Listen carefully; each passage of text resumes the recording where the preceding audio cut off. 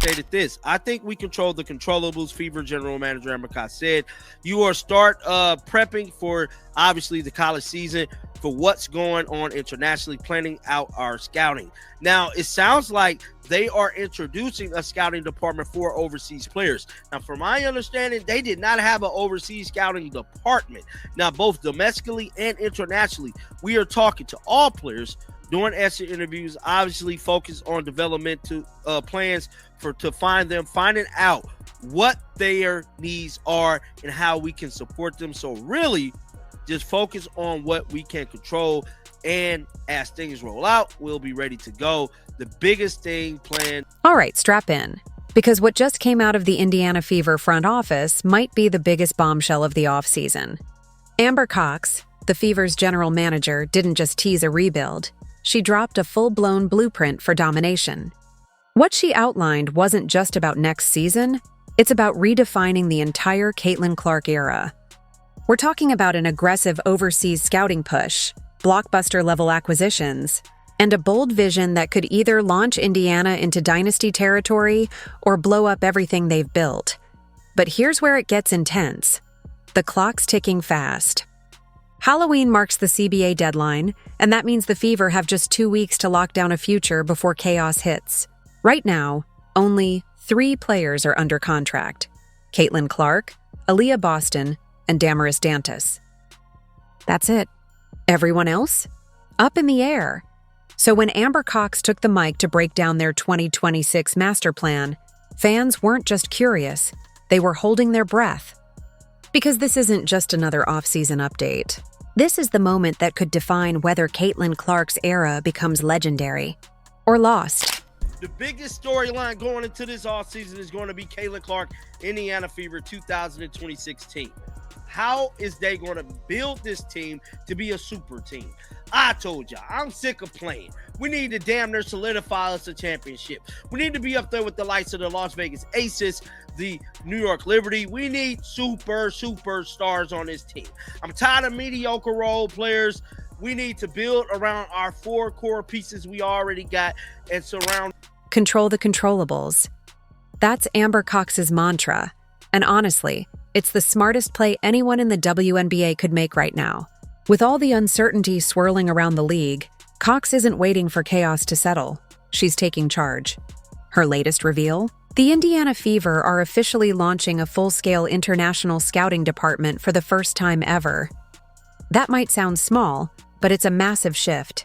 Until now, the Fever were trying to build around Caitlin Clark and Aaliyah Boston without seriously tapping into global talent. That's like running a marathon with one shoe. But Cox isn't just chasing random overseas players. She's zeroing in on Olympians, championship-tested veterans, and stars who bring their own fan base and winning mentality. These are players with pedigree and presence. The kind who travel with designer luggage full of medals, accolades, and attitude. It's not just about adding talent. It's about importing a championship mindset. And we need superstar players. This is the make or break year for the WNBA as a whole, but especially the make or break year for Caitlin Clark fandom. See, Caitlin Clark fandom was at an all-time high in 23 and 24. Certain things happens in the league that kind of derailed the Caitlin Clark hype. Well, basically derailed the Caitlin Clark effect. Hence, the WNBA pretty much letting players that saw her in year 1, that derailed it. In year 2, Stephanie White kind of taking her off the ball kind of derailed it. But more importantly, the damn WNBA referees hella derailed it. So right now, Caitlin Clark fandom is not what it used to be. Look at the jersey sales, ticket sales, and stuff like that. And honestly, that energy is exactly what Fever fans have been craving. The days of settling for good enough are over. The Caitlin Clark era was never supposed to be about participation trophies. It was supposed to redefine what winning looks like in Indiana. But here's the uncomfortable truth. The Caitlin Clark effect is cooling off. The numbers don't lie. Jersey sales have dipped, ticket demand has softened, and the buzz that once electrified every arena has started to fade. Why? A mix of bad luck and bad decisions. Year 1, Clark took constant hits on the court with barely any protection from officials. Year 2, questionable coaching calls and inconsistent rotations stalled the team's momentum. What should have been a dynasty in the making turned into a frustrating cycle of underachievement. Now, as year 3 looms, this isn't just about a season, it's about survival. The Fever front office knows it's do-or-die time for the Caitlin Clark era. Which are super max salaries. So core is like what they did with Kelsey Mitchell last year. I'm pretty sure they're going to core her again. Say core years, which are super max salaries in exchange for exclusive negotiation rights. Could go away entirely, prioritizing which gives the WNBA priority over the league stat side and overseas alike. Could become stricter or more lenient. The college draft rules could also be simplified, possibly allowing USA players to enter the WNBA without needing 4 years of college. So they could essentially try out for the team. I never knew that. See, y'all, I'm new to this. So I didn't know that you need 4 years of college to even play in the W, which is crazy. That's the brutal reality staring Indiana right in the face. The Fever can't afford to hesitate this time. The expansion draft is coming, and it's not just one new team, it's two, the Portland Fire and the Toronto Tempo. And if history's any indication, this could get messy fast. Remember the Golden State Valkyries expansion draft? The Fever lost Tempek Bentley, and she turned around and lit up the league in California. That mistake still stings. Now Indiana has to juggle building a championship roster while protecting its core. The math doesn't lie. They can only safeguard a handful of players, which means some key contributors are vulnerable. And that's exactly why the Kelsey Mitchell contract drama has become the biggest storyline of the offseason. Nearly solidified them winning a championship. I'm tired of this debating back and forth. Players this, players that, players missing shots, missing. I don't want none of that. I want Olympians, superstar players, and more importantly, experience. Now, we seen last year, they brought experienced players in like DeWanna Bonner, Natasha Howard. Natasha Howard showed up at times. DeWanna Bonner was just completely out of the fight. Nigga got so bad, Stephanie White had to bench her, essentially why she quit the team. Now, with that being said, we need to get some overseas. Did you catch that? There's real talk that core designations might disappear entirely, and that could flip the WNBA's entire free agency system on its head. For context, that's the same rule the Fever used to lock in Kelsey Mitchell last season. Basically a franchise tag guaranteeing her a supermax deal and keeping her in Indiana. But if that mechanism is removed in the new CBA, Mitchell instantly becomes an unrestricted free agent, free to sign wherever she wants, New York, Las Vegas, or any other team chasing a title. And let's be honest, no one could fault her for leaving after carrying this franchise through years of rebuilding. What's wild, though, is that both Mitchell and Lexi Hull have expressed a genuine desire to stay in Indiana, even with all the uncertainty swirling. That's rare loyalty in today's league. It's belief in Caitlin Clark, in the vision, and in what's coming next. The Fever can't waste that momentum. Dominant players. Now, we seen Emma Messerschmidt come, and she had high hopes, but fortunately, she didn't do too good with the New York Liberty, but I feel like they just had her in a totally different role. If she was playing her normal role, she would have balled out with them, but that's neither here or there. But I'm telling you right now, we need to open up the recruiting for overseas players as well. But just like I stated, man, some news has come out from the Indy Star. This is exactly the mindset the Fever have to lock in on. Enough with the moral victories and the endless, "we're building something special" speeches. That phase is over. It's time to win, period. The roadmap is clear if you're paying attention. Look at Las Vegas. They gave Aja Wilson the supporting cast of veterans like Candace Parker and Chelsea Gray, and turned potential into parades. Look at New York. They didn't wait on development. They built a powerhouse with Brianna Stewart, Sabrina Ionescu, and Jonquel Jones. That's the model.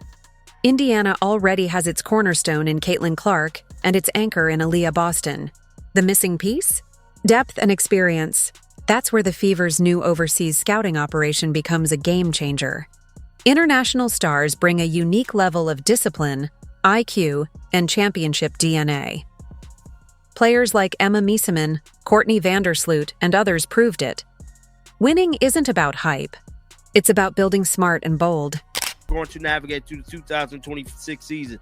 The stated it's hard to know what the Indiana Fever will do this offseason. There are a lot of unknowns this season in the WNBA. All but 2 league veterans are free agents, and some will say shape or form the expansion draft. It's upcoming with 2 teams, the Portland Fire and the Toronto Tempo, slated to join in 2026. So not one team is joining this year, 2 teams. So we remember last year how it went when we lost Timmy Figman-Lake, which was one of the worst decisions they ever. And speaking of Emma Miesemann, she's the perfect example of how even elite international talent can be misused.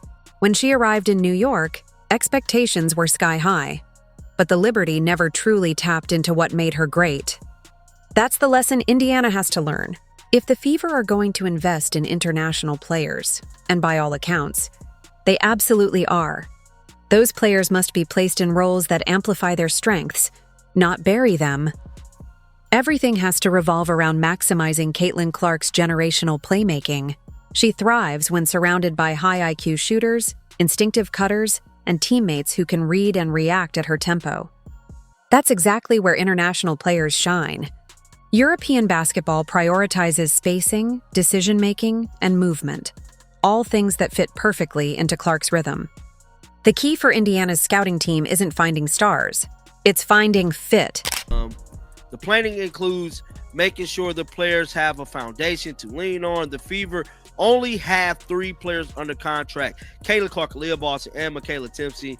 Like Lexi Hall, restricted free agent, Sophie Cunningham, unrestricted free agent, have indicated their interest in returning to the Fever, and Kelsey Mitchell, unrestricted free agent, is the #1 priority in Abercrombie's free agency, she stated. So get this. Chloe Peterson from the Indy Star just dropped a bombshell, and it confirms what everyone's been whispering about. The Fever are trying to plan their future completely blindfolded. It's chaos behind the scenes. They're building a championship roster without knowing the most basic rules that will shape it. Nobody knows what the 2026 salary cap will be, whether core designations are sticking around, or how the expansion draft is going to work. But the wildest part? The league is even debating if players can enter the WNBA draft before completing 4 years of college. That's huge! If that rule gets changed, it could revolutionize everything. Younger, faster, more explosive athletes joining earlier, reshaping the competition overnight. Until then, Indiana's front office has to prepare for every possible outcome. Plan A, B, C, probably all the way through Z. It's organized chaos. And somehow, Amber Cox is steering through it. They can only do what they can. This most part, Fever coach Stephanie White stated that you get exhausted if you start thinking about the what ifs, the what can happen, the what White stated. Right now, I'm just going to be where my feet are. And Chloe Peterson noted this at the bottom. But guys, as you can see, looking like the Indiana Fever could be planning on bringing some overseas players to this roster. So right now, and there it is. The foundation of the Indiana Fever's future. Caitlin Clark, Aaliyah Boston, and Nelissa Dantas. Those 3 are locked in, but everything else is wide open. Lexi Hull is a restricted free agent, which gives Indiana the advantage to match any outside offers, and they absolutely should. Hull made massive strides last season, proving herself as the perfect 3-and-D wing alongside Clark. Then there's Sophie Cunningham, an unrestricted free agent who's made it clear she wants to stay. Her shooting, grit, and veteran edge are invaluable to this roster. But make no mistake, Kelsey Mitchell is the centerpiece of this offseason. Amber Cox openly called her the team's top priority, and she's right. Mitchell's 19-plus points per game and elite efficiency make her one of the league's deadliest guards. Pair her scoring with Clark's playmaking, and you've got a backcourt capable of breaking defenses wide open. The real challenge?